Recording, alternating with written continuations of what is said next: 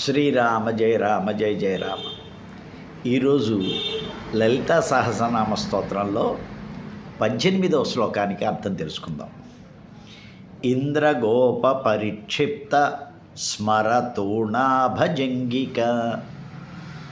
గూఢగుల్ఫా కూర్మపృష్ఠ జయష్టు ప్రపదాన్విత. ఆరుద్ర పురుగులని ఇంద్రగోపాలు అంటారు.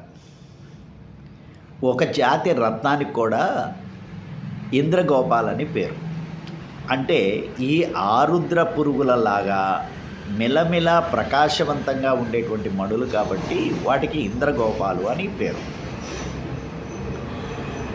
ఈ ఇంద్రగోప రత్నాలట పొదగబడిన ఇంద్రగోప రత్నాలు అంటున్నారు. మన్మధుని అమ్ముల పొది స్మరతోణము అంటారు.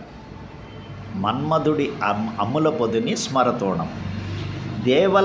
దేవతలందరికీ కూడా అందరికంటే కూడా అత్యంత సుందరమైనటువంటి అమ్ముల పొది కలిగిన వాడు మన్మధుడు. అటువంటి మన్మధుడి అమ్ముల పొది చేత పొదగబడిన రత్నాలు పొదగబడిన మన్మధుడి అమ్ముల పొది లాగా నునుపైనటువంటి పిక్కలు కలది. కాలికి వెనుక భాగంలో ఉండేటువంటి పిక్కలు, అమ్మవారి పిక్కలు అంత నున్నగా ఇంద్రగోపమణుల వలె నున్నగా ఉన్నాయి అని వర్ణించి చెప్తున్నారు. గూఢగుల్ఫా కూర్మపృష్ఠు జయిష్ఠు ప్రపదాన్విత.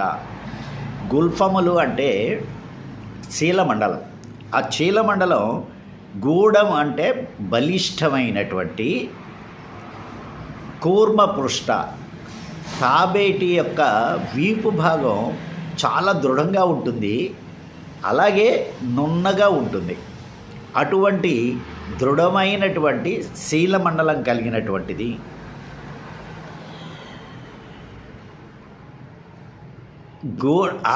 ఆ తాబేటి వీపుకు ఉన్నటువంటి దృఢత్వాన్ని కూడా తురీకరించేటట్టుగా ఉందిట అమ్మవారి శీలమండలం.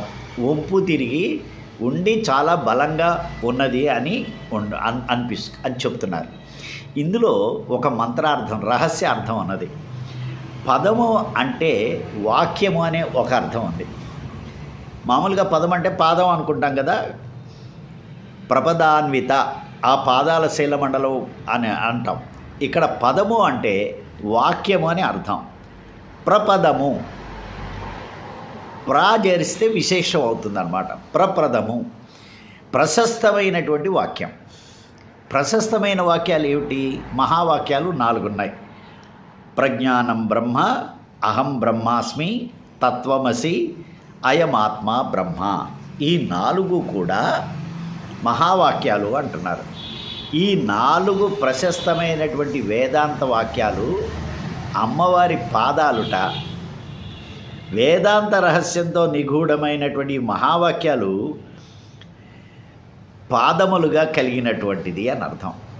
ఇంకో అర్థం చెబితే అమ్మవారి పాదములు గనక పట్టుకున్నట్టయితే ఈ మహావాక్య జ్ఞానం కలుగుతుంది అని ఇందులో రహస్యంగా చెప్పినటువంటి మంత్రార్థం ఇది.